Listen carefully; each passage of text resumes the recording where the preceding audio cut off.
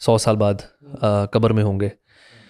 और सुभान अल्लाह, मैं तो सोचता हूँ कि इंसान जो है ना इस दुनिया से जब जाता है ना, तो इन अ फ्यू डेज, सालों तो दूर की बात, पीपल मूव ऑन। सिर्फ करीबी जो आपके चंद लोग हैं वो आपको याद रखते हैं, एंड उसके बाद महीनों तक आपके फिर और क्लोज वंस आपको याद रखते हैं, बाकी तो बिल्कुल भूल चुके होते हैं कि दैट यू इवन एग्जिस्टेड। सुभान अल्लाह। हाँ, आपसे रिलेटेड किसी का लेन देन था, या कोई ऐसा काम था, या कोई ऐसा मामला था जो कि सेटल नहीं हुआ था, उस बेसिस पे तो याद रखते हैं। And then years go by, and आहिस्ता आहिस्ता आपकी अपनी औलाद, अपनी बीवी बच्चे, आपके हस्बैंड, आपके जो करीबी फैमिली या माँ बाप हैं, वो भी आपको भुलाना शुरू कर देते हैं। व्हाट रिमेन्स इज़ कि अगर आप पीछे कोई ऐसी लेगेसी छोड़ के गए, या कोई ऐसे अमाल करके गए जिससे लोग बेनिफिट करते रहे, तो वो लोग तो डेफिनेटली आपको याद रखेंगे। लेकिन वो बड़े थोड़े ऐसे लोग, बहुत थोड़े होते हैं, बहुत थोड़े ऐसे होते हैं। और इवन मैं कहता हूँ याद करने वाले, मतलब आपने कोई ऐसी नेकी करके गए जिससे किसी को लाइफ लॉन्ग फ़ायदा रहा, तो एटलीस्ट वो अपनी ज़िंदगी में तो शायद याद करता रहे, आपको दुआएं देता रहे। तो you know the idea should be, I was actually reading के रमज़ान के महीने में अल्लाह के नबी सल्लल्लाहु अलैहि वसल्लम की जो रूटीन थी वो था कि वो इबादात में ना लाइक हर चीज़ में इंक्रीमेंट था एक, और एक मैसिव बूस्ट लगता था। अच्छा, हम लोग इसको अक्सर इंटरप्रेट इस तरह करते हैं कि बस जैसे नमाज़ों में, नवाफिल में, कुरान में, बस यही है ना इबादत। जबकि इबादत में आपकी सदका खैरात भी है, आपका लोगों के साथ मामला कैसा है, आप माँ बाप की खिदमत में इंक्रीमेंट करते हैं, आपका अपने बच्चों के साथ कैसा मामला है, आपका अपने पड़ोसियों के साथ मामला कैसा है, आपका अपने कॉलीग्स के साथ कैसा मामला, क्या आप हर चीज़ में बेहतरी हो रही है? जहाँ पे रिलेशनशिप थोड़े से वीक थे, क्या वो रिलेशनशिप इंप्रूव हो रहे हैं? So there lot of things, and you know it open like for me personally ना एक नया दरवाज़ा, कि कभी कभार हम yes we have to have this special time अपना और अल्लाह के साथ इस महीने में, that's very important. But at the same time हमें अपनी फैमिली को तो नहीं भूलना चाहिए। अपने बच्चों के साथ, मतलब कोई ऐसी एक्टिविटी बच्चों के साथ भी करें कि यार बच्चों को भी लगे कि हाँ यार ये कुछ डिफरेंट मंथ है। अपने माँ बाप के साथ भी ऐसा रिलेशनशिप रखें कि क्या यार सुभान अल्लाह, यार इस बंदे का रमज़ान में तो लेवल ही चेंज हो गया।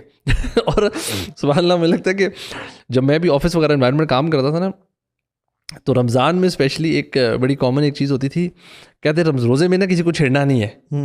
ठीक है, क्योंकि रोज़े में ना मतलब सुभान अल्लाह भूख लगी है, हाँ। तो लोग सड़े हुए हैं, तो कोई किसी को कहेगा यार, वो तब वो कहेगा यार तुझे क्या हुआ है, वो कहेगा यार मेरा रोज़ा है, ठीक है ना। ठीक है, तो मेरा मुंह जो खराब है ना, सुभान अल्लाह, वो रोज़े के, जबकि हमारा मामला उल्टा होना चाहिए कि अगर रोज़ा रखा हुआ है और इबादत है, तो अब हमारा रवैया और मिजाज should be even more pleasant, we should be even more nice towards each other. और हमारा जनरली ऑफिस में उल्टा हो रहा था, कोई की जुबान नहीं कर रहा था यार बस मेरा टाइम पूरा होने लगा, आखिरी आधा घंटा है, मुझे कोई बात ना करे, मैंने उठ के जाना है। हाँ, लेकिन एटलीस्ट में ये डायमेंशन भी है कि देखिए देयर आर स्पेशल मंथ्स और special days dedicated for special actions.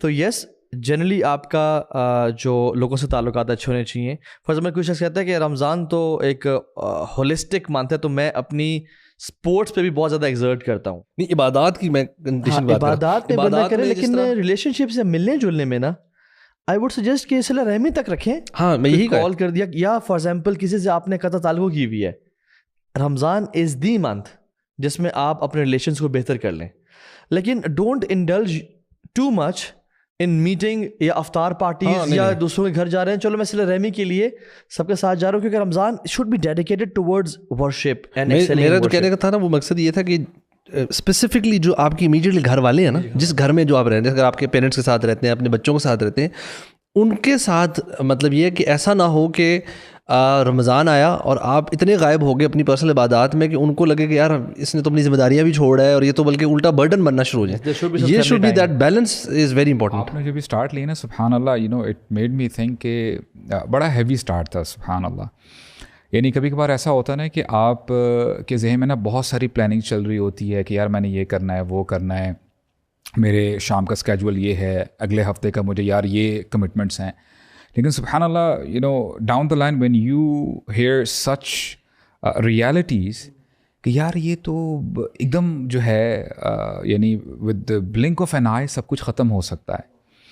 तो मैं समझता हूँ कि ये एक आपको ना, इट इज़ एज इफ़ कि आप कोई काम कर रहे हो, आप बड़े बिजी हो यानी on the face of it, लेकिन एक बंदा आता है वो आपको हिलाता है, क्या कर रहे हो। यानी एक बंदा ना हाईवे के दरमियान में है, गाड़ियाँ उसके राइट लेफ्ट में तेज़ी से चल रही हैं, और बाकी जो बंदे साइड पे खड़े हैं, वो कहते हैं यार वो बंदा, उसका दिमाग काम नहीं कर रहा, वो क्या कर रहा है, you know, as if he is drunk. वो बंदा जाता है, उसके बाद कहता है कि यार क्या कर रहे हो, यू नो, झंझोड़ने वाली जो बात होती है।